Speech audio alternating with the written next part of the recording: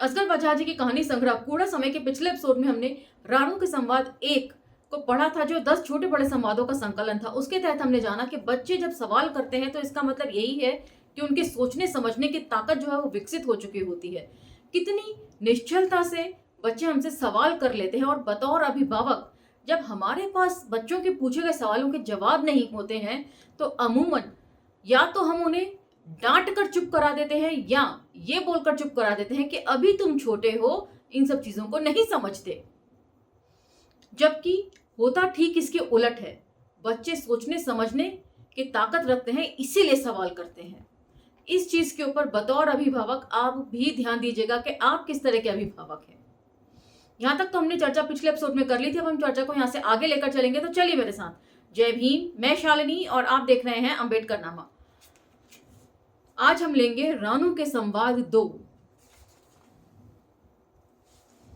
ये धर्म पर आधारित संवाद है। धर्म क्योंकि आस्था और श्रद्धा का मामला होता है, इसीलिए इसके ऊपर सवाल कोई नहीं उठाता। लोग अक्सर धर्म भीरू होते हैं, धर्म से डरने वाले होते हैं। उन्हें लगता है कि यदि हम भगवान के ऊपर कोई सवाल उठाएंगे तो उससे अनर्थ हो जाएगा, या ये जानते हुए भी कि धर्म जो है वो वैज्ञानिकता पर आधारित नहीं होता है, बावजूद उसके हम गलत चीजों को लगातार पीढ़ी दर पीढ़ी फॉलो करते चले जाते हैं। सुनिए, बच्चे जब बचपन में निश्चल सवाल करते हैं, इसका मतलब कि उनके दिमाग में तरह तरह की चीजें उभरती रहती हैं। बच्चे बचपन में धार्मिक नहीं होते हैं, आखिर उन्हें धार्मिक बनाता कौन है? इसी के ऊपर ये संवाद है, समझिएगा। रानू के संवाद, संवाद 1। रानू के संवाद 2, उसमें संवाद 1। पापा, हम लोग हिंदू हैं। हाँ बेटा, हम हिंदू हैं। और सलीम क्या है पापा? वह मुसलमान है बेटा। वह मुसलमान क्यों है पापा, हिंदू क्यों नहीं है? उसके घर वाले मुसलमान हैं तो वे भी मुसलमान हैं। पर उसके घर वाले मुसलमान क्यों हैं? वे इस्लाम धर्म को मानते हैं, हम हिंदू धर्म को मानते हैं। धर्म किसने बनाया है पापा? धर्म भगवान ने बनाए हैं बेटा। दोनों धर्म भगवान ने बनाए हैं।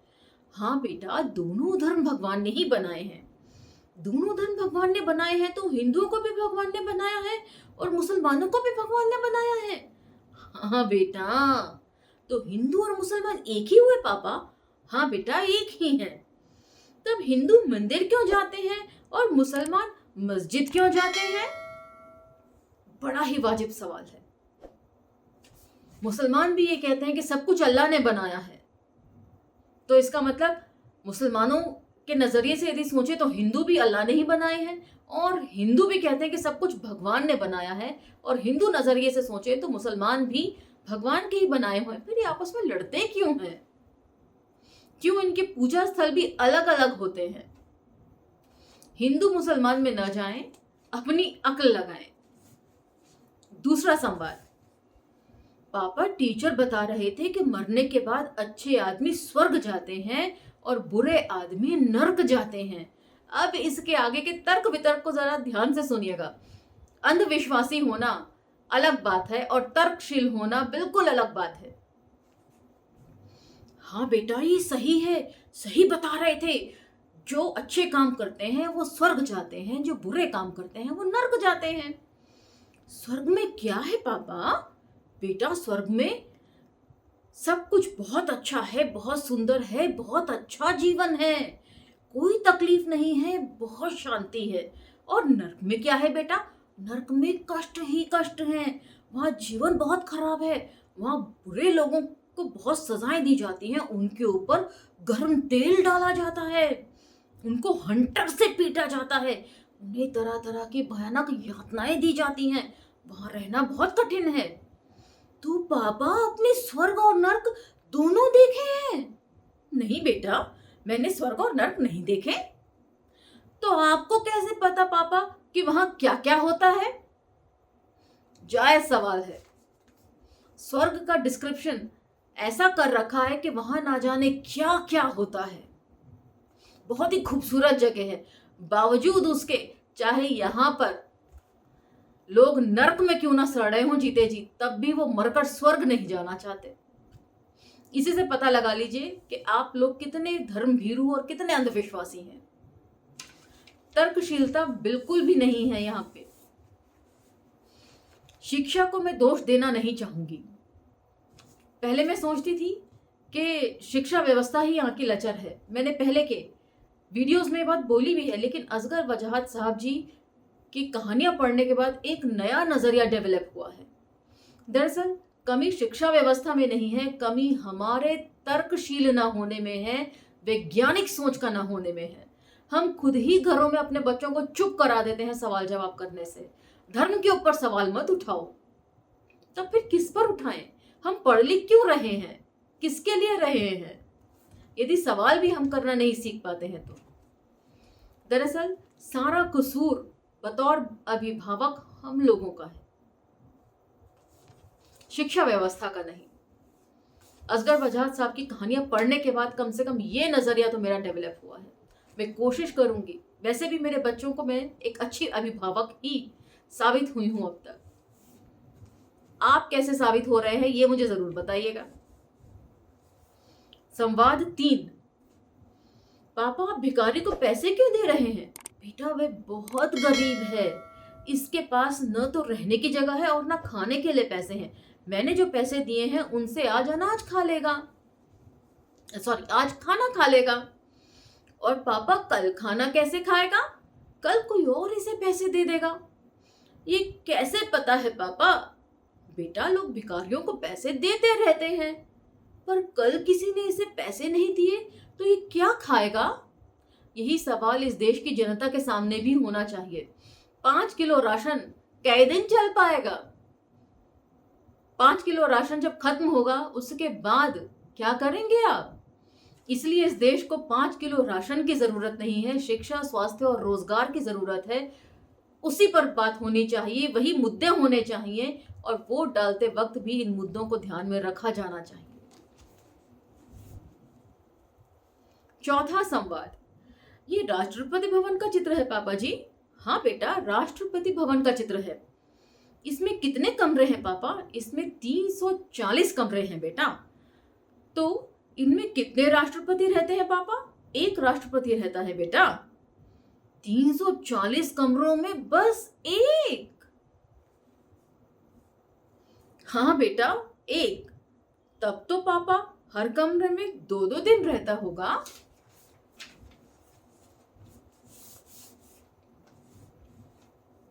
तो यहाँ पर मुझे लगता है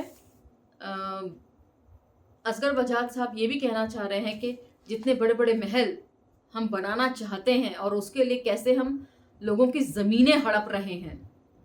राम मंदिर के लिए भी बहुत से गरीबों के घर उजाड़ दिए गए हैं, जबकि राम को स्थापित तो सिर्फ एक छोटी सी जगह पर ही किया गया, एक छोटे से गर्भगृह जिसको बोला जाता है वहीं पर किया जाता है। उसके लिए इतने भव्य मंदिर की क्या जरूरत है? हजारों लोगों को बेघर करके क्या राम अपने यदि आप रामायण पढ़ें तो उसमें राम का कैरेक्टर ऐसा नहीं है। उन्होंने कभी नहीं ये चाहा कि आवाम जो है वो दुखी हो उनकी। तो आखिर आवाम को दुखी करने वाले लोग हैं कौन? इन सब चीजों के सवालों का जवाब देते रहिएगा लगातार कमेंट सेक्शन में। 5वां संवाद। पापा चोर चोरी क्यों करते हैं? दूसरे का सामान ले जाते हैं, पैसे ले जाते हैं। दूसरों के पैसे क्यों ले जाते हैं? क्या उनके पास पैसा होता नहीं है? नहीं, उनके पास पैसा नहीं होता। पैसा क्यों नहीं होता? बेटा काम नहीं करते। काम क्यों नहीं करते? पढ़े लिखे नहीं होते। पढ़े लिखे क्यों नहीं होते? उनके पास पैसे नहीं होते। क्या इसीलिए वे पैसे चुराते हैं?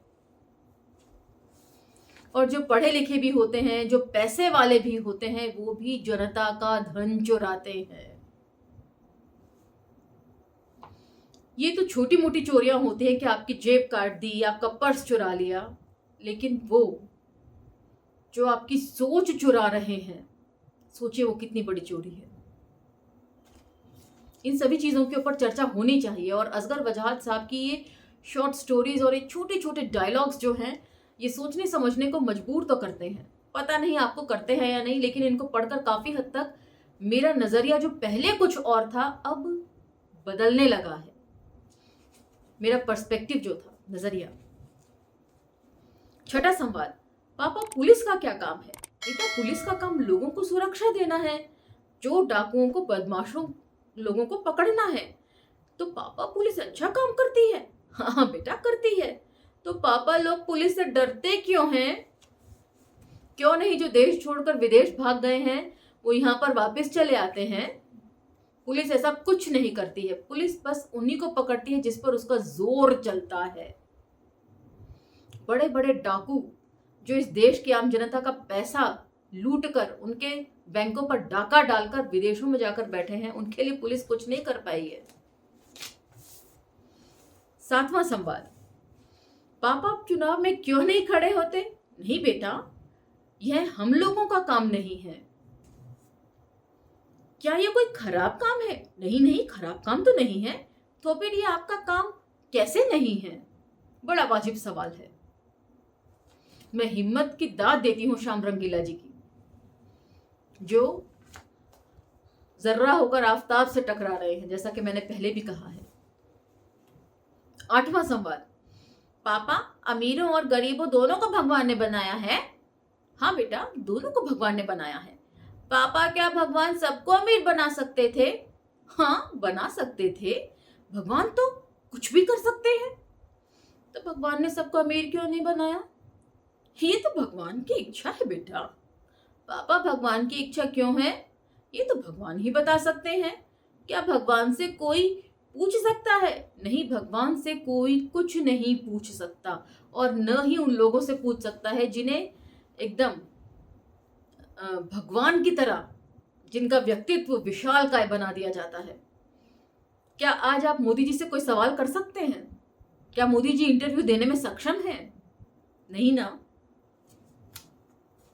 ऐसे ही और भी बहुत से नेता हैं जिनसे सवाल करने की मनाही होती है, और यदि कोई बुद्धिजीवी गलती से सवाल कर ले तो उनकी जो ट्रोल आर्मी है ना, जो आईटी सेल है, वो बिल्कुल वैसा ही रिएक्ट करती है जैसे भाजपा का आईटी सेल रिएक्ट करता है। कमाल का इत्तेफाक है ये, है ना। 9वां संवाद, पापा स्कूल में टीचर कह रहे थे कि सब काम भगवान की इच्छा से होता है। हाँ ठीक कह रहे थे। और पापा फिर उन्होंने उन लड़कों को डांटना शुरू किया जो होमवर्क करके नहीं आए थे।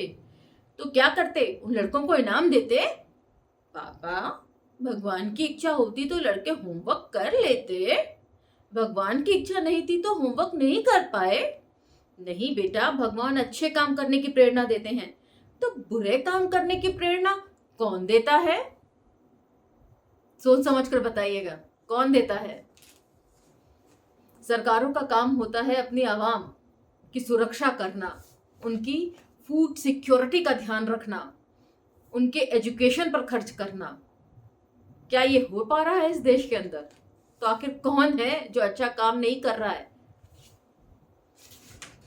10वां और आखिरी संवाद, पढ़ाई लिखाई क्यों जरूरी है पापा? बेटा, पढ़ लिख कर आदमी को अच्छी नौकरी मिलती है, अच्छा पैसा मिलता है, उसका जीवन अच्छी तरह से गुजरता है। तो पापा अगर बिना पढ़े अच्छा पैसा मिलने लगे, अच्छा जीवन हो जाए, तो पढ़ाई की कोई जरूरत ही नहीं है क्या? क्या बात है। मोदी जी इसका सबसे बेहतरीन एग्जाम्पल है। पुराने इंटरव्यू यदि आप देखें तो वो खुद मानते हैं कि वो 5वीं से ज्यादा नहीं पढ़े, और आज जिस तरह की लेविश लाइफ जी रहे हैं उससे तो वे दुनिया की सबसे महंगी पार्टी के शहंशाह साबित होते हैं। और हमारे लोगों की मानसिकता देखिए, पढ़ाई लिखाई इन्हें सिर्फ नौकरी मिल जाए उतनी भर ही चाहिए। सोचने समझने की ताकत डेवलप हो ऐसा कोई नहीं चाहता। इसीलिए शायद डॉक्टर अंबेडकर ने बोला भी था कि शिक्षा का असली मकसद जो है वो आपकी सोचने समझने की ताकत को डेवलप करना होता है। और जो समाज अपने नेताओं से सवाल नहीं करता वो समाज गर्त में जाता है। अपने नेताओं से सवाल करिए। नेताओं से सवाल करना उनकी आलोचना करना नहीं होता। पढ़े लिखे होने के नाते कम से कम इस चीज को समझिए, सवाल उठाना आलोचना करना नहीं होता। सवाल उठाने का मतलब होता है एनालिसिस करना, और दोनों में फर्क होता है, एनालिसिस और आलोचना। आप इस बारे में क्या सोचते हैं मुझे कमेंट सेक्शन में जरूर बताइएगा। इसी के साथ आज का ये डायलॉग समाप्त होता है। अगले एपिसोड में हम तीसरे डायलॉग की तरफ बढ़ेंगे। तब तक मुझे आज्ञा दीजिए, और यदि ये वीडियो आपको पसंद आते हैं तो उनको लाइक शेयर सब्सक्राइब करना ना भूलें, और कमेंट सेक्शन में अपने वैल्यूएबल कमेंट्स छोड़ना भी ना भूलें। मिलते हैं अगले एपिसोड में।